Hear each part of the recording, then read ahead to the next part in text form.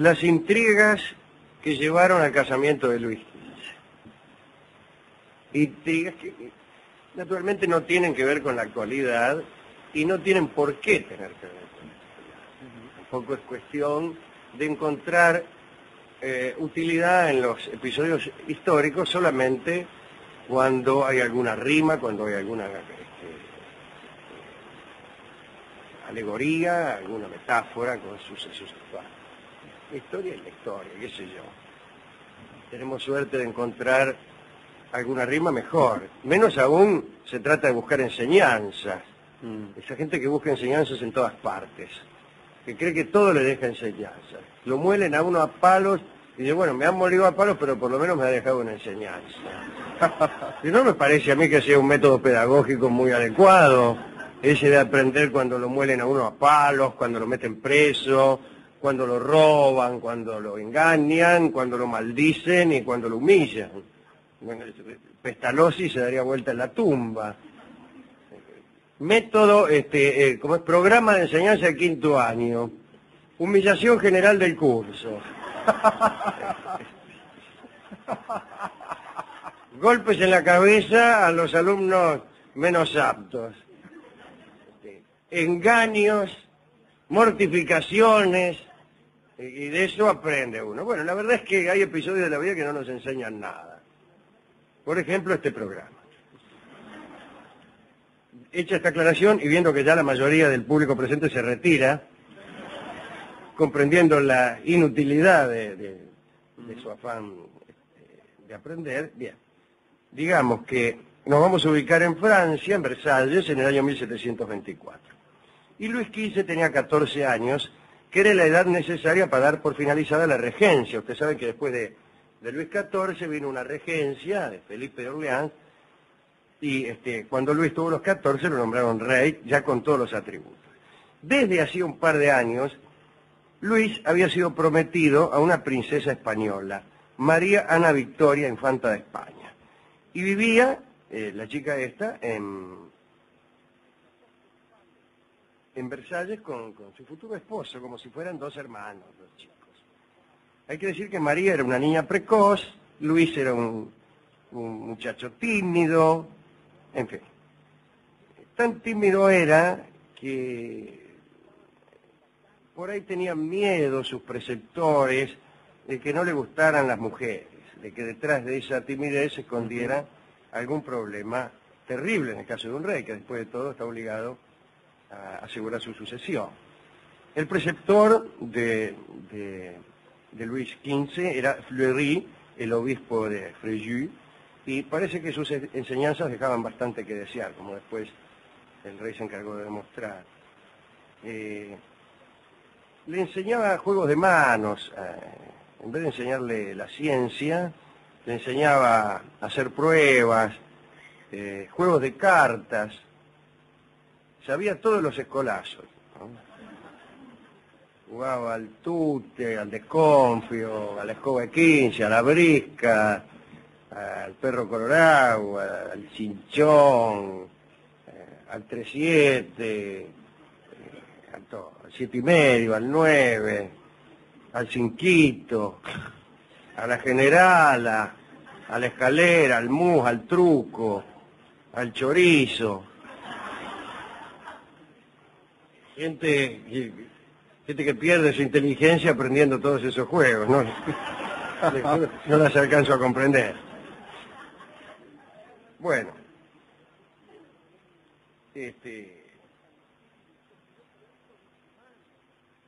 cuando vieron que a Luis mucho no le interesaban las mujeres y que estaba todo el tiempo jugando a la baraja, se reunieron los macanudos de la corte y resolvieron tratar de cambiar aquel asunto. Así, en el mes de junio de 1724 se organizó, sería mejor decir, una excursión a Chantilly, un castillo hermosísimo, a la casa campestre del ministro de Borbón. 17 hermosas jóvenes, especialmente seleccionadas, formaban parte del séquito. A la cabeza del cortejo iba el rey, lejos de sospechar lo que se tramaba. Lo que se tramaba era entreverarlo con alguna.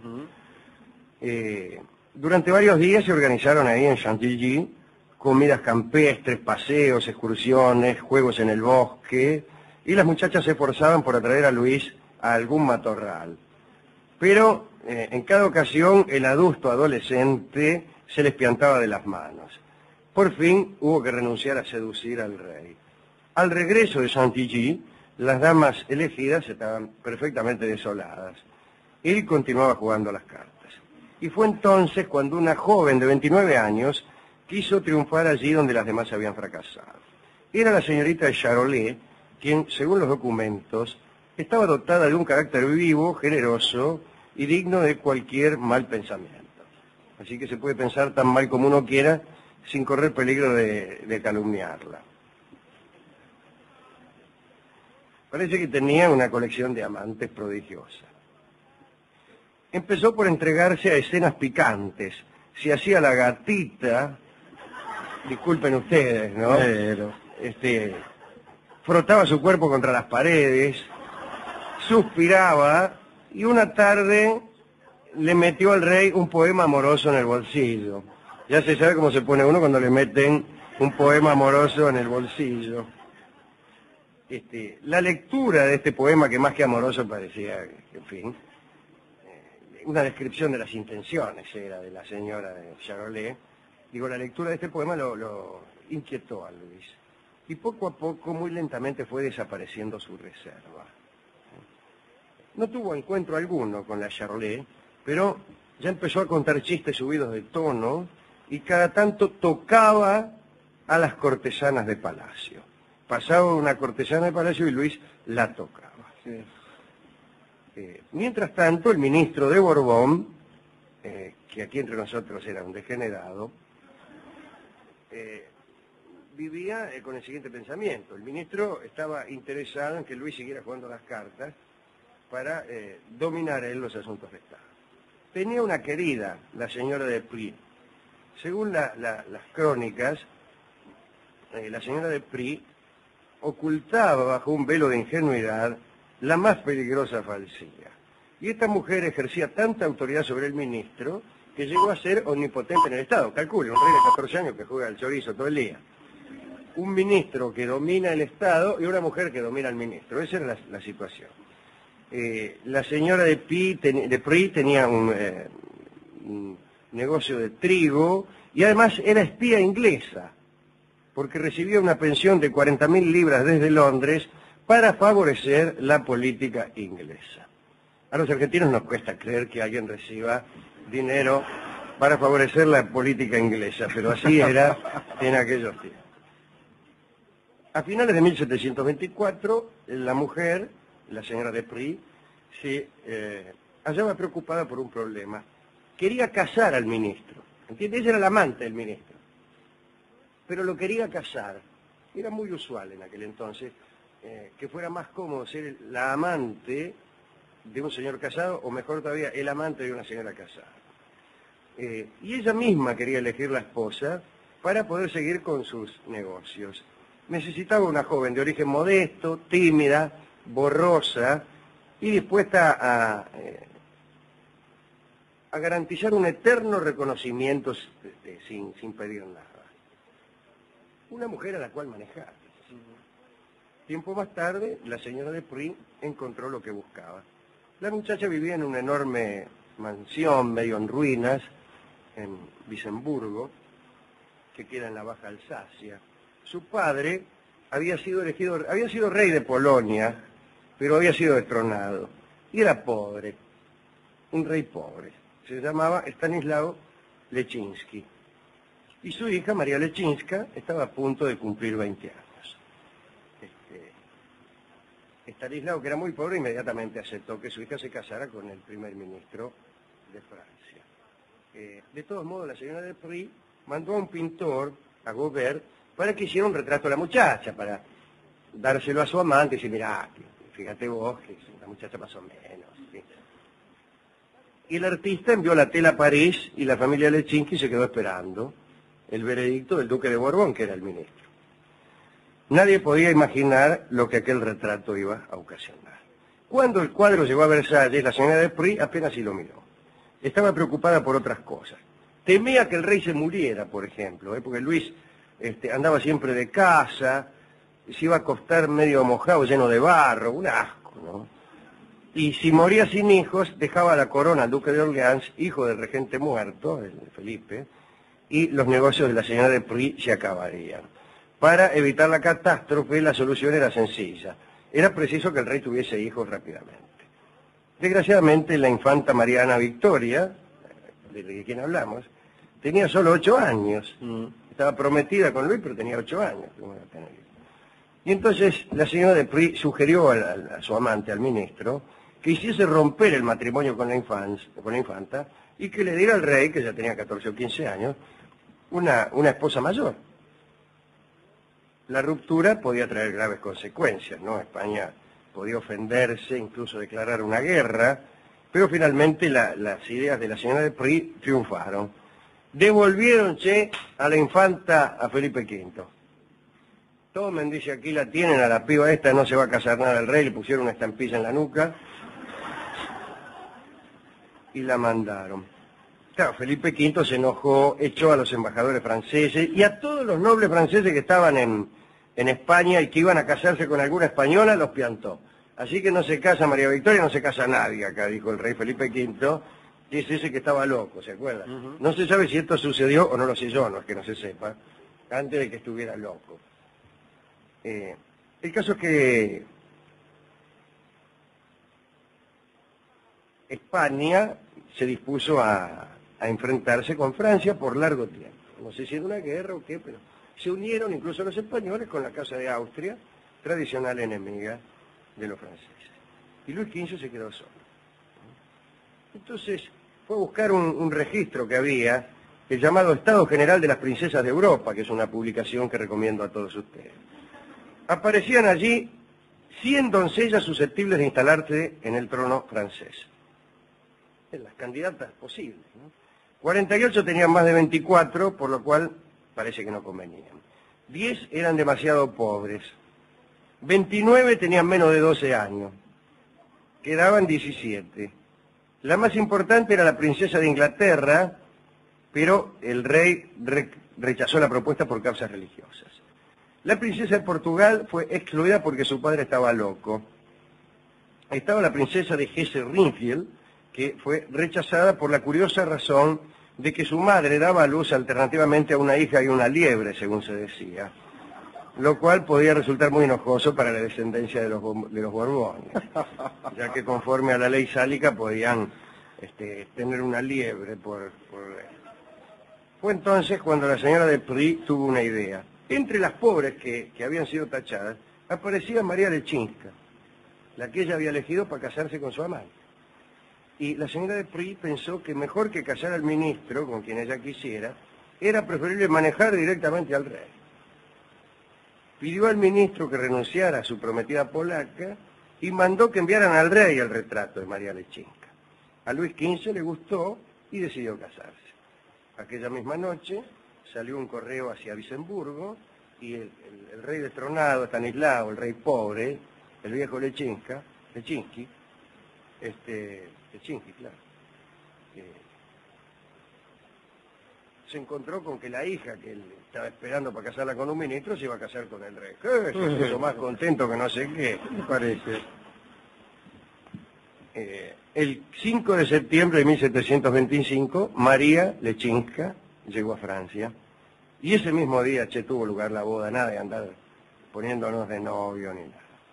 La señora de Prie le regaló a la reina 12 camisas nuevas.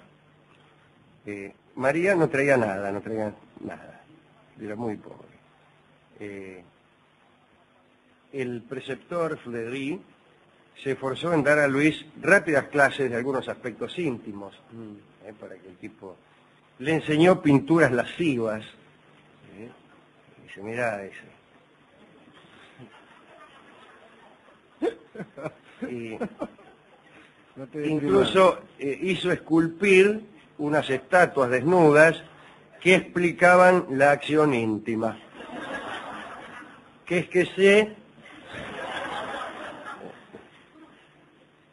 por fin, en la noche de bodas, Luis XV, con 15 años, se metió en la cama con una mujer. Los documentos aseguran que le dio 7 muestras de su ternura.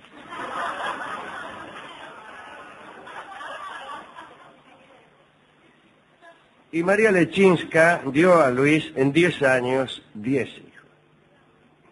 La sucesión estaba asegurada y también las intrigas del primer ministro, el conde de Borbón, y de su amada Madame Latry, quienes durante varios años más decidieron la suerte del reino de Francia. Después, como saben ustedes, mucho hijo, pero Luis ni la miraba, la Lechinska.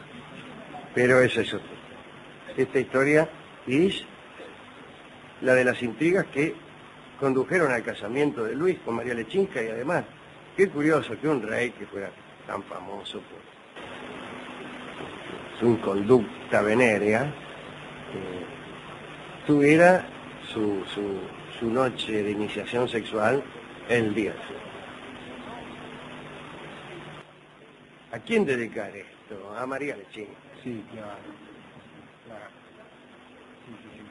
Y al padre, el rey pobre... Al padre, un rey pobre siempre está bien. Ya el tipo se daba por hecho con un primer ministro, imagínese. Claro, le dieron... pero además que un rey sea pobre, y que sea pobre después de haber sido rey, está mejor. Está mejor todavía, claro. ¿A quién más? A las chicas. A las 17 muchachas, claro, que fueron a aquella excursión a Chantilly, uh-huh, y que trataban de llevárselo entre los suyos a Luis inútilmente. Y a tantos muchachos que se preocupan, o que preocupan a sus padres, porque a los 14 o a los 15 o a los 16 todavía no están interesados en las damas. uh-huh. No se preocupen, padres, amigos, que escuchan este programa. Hay que darles tiempo. Hay que darles tiempo. Mirá después lo que fue este degenerado de Luis XV. Sí, sí. Es cierto, veo que hay padres que son muy insistidores con esas cosas. Ah, no sé, yo no vi eso porque yo no soy como usted psicólogo, que sin duda todas las tardes recibirá a padres que están preocupados porque su hijo no se convierte en un sátiro a los 13 años. Sí, claro, exactamente. E hijos preocupados porque sus padres no los dejan tranquilos. Ya quiere, ¿no vas a bailar? ¿No salís con un...? Bueno, tienen su tiempo los chicos. Está bien. Esta ha sido nuestra sección... consejos útiles. Consejos para las madres preocupadas. Claro. Hemos buscado canciones sobre reyes que prefieren las cartas. Ajá. No hay. Lamentablemente no. También hemos buscado canciones sobre preceptores que les enseñan juegos de manos a los chicos en vez de matemáticas. Bueno, hay muchas. No hay canciones, hay programas de estudio. Por ejemplo, los programas de las escuelas primarias. Son esos. Mandás al chico y están todo el tiempo con papel glacé, esas cosas. Y no saben las 4 operaciones, sino en el año previo a doctorarse.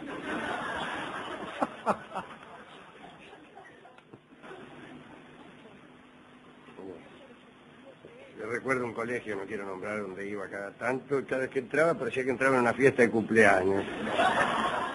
Estaba lleno de niños por los pasillos, brindis con gaseosa, sándwiches de miga, gritos, canciones, juegos. Es que les enseñaban a expresarse y a ser buenas personas, según me dijo a mí un día un maestro. Bueno, buenas personas ágrafas, sin duda, y en todo caso analfabetas. Bueno, pero bueno, finalmente conseguimos. ¿Así consiguió algo? Conseguimos un disco que no tenía desde luego nada que ver con las intrigas, pero sí con lo que dijo Luis XV en aquella noche inolvidable con María Lechinska. ¿Qué dijo? Y hasta entonces se había enamorado tan solo una vez. Entonces dijo, me enamoré una vez. Y me enamoré una vez es el título de una muy feliz ranchera, una ranchera feliz, que van a cantar los Huancahuá, en homenaje a María Lechinska y a todos los que demuestran su estimación a una dama tantas veces como sea necesario. lo nombraron rey, ya con todos los atributos. Desde hacía un par de años, Luis había sido prometido a una princesa española, María Ana Victoria, infanta de España. Y vivía, la chica esta, en Versalles con su futuro esposo, como si fueran dos hermanos, los chicos. Hay que decir que María era una niña precoz, Luis era un muchacho tímido, en fin. Tan tímido era que por ahí tenían miedo sus preceptores de que no le gustaran las mujeres, de que detrás de esa timidez se escondiera algún problema. Engaños, mortificaciones, y de eso aprende uno. Bueno, la verdad es que hay episodios de la vida que no nos enseñan nada. Por ejemplo, este programa. Hecha esta aclaración y viendo que ya la mayoría del público presente se retira, comprendiendo la inutilidad de su afán de aprender, bien, digamos que nos vamos a ubicar en Francia, en Versalles, en el año 1724. Y Luis XV tenía 14 años, que era la edad necesaria para dar por finalizada la regencia. Usted sabe que después de Luis XIV vino una regencia de Felipe de Orleans, y cuando Luis tuvo los 14, que cree que todo le deja enseñanza. Lo muelen a uno a palos, y dice, bueno, me han molido a palos, pero por lo menos me ha dejado una enseñanza. Y no me parece a mí que sea un método pedagógico muy adecuado, ese de aprender cuando lo muelen a uno a palos, cuando lo meten preso, cuando lo roban, cuando lo engañan, cuando lo maldicen y cuando lo humillan. Bueno, Pestalozzi se daría vuelta en la tumba. Método, como es programa de enseñanza de 5º año. Humillación general del curso. Golpes en la cabeza a los alumnos menos aptos. Las intrigas que llevaron al casamiento de Luis XV. Intrigas que naturalmente no tienen que ver con la actualidad y no tienen por qué tener que ver con la actualidad. Tampoco es cuestión de encontrar utilidad en los episodios históricos solamente cuando hay alguna rima, cuando hay alguna alegoría, alguna metáfora con sucesos actuales. La historia es la historia, qué sé yo. Tenemos suerte de encontrar alguna rima mejor. Menos aún se trata de buscar enseñanzas. Esa gente que busca enseñanzas en todas partes. Terrible en el caso de un rey, que después de todo está obligado a asegurar su sucesión. El preceptor de Luis XV era Fleury, el obispo de Fréjus, y parece que sus enseñanzas dejaban bastante que desear, como después el rey se encargó de demostrar. Le enseñaba juegos de manos, en vez de enseñarle la ciencia, le enseñaba a hacer pruebas, juegos de cartas, sabía todos los escolazos, ¿no? Jugaba al tute, al desconfio, a la escoba de 15, a la brisca, al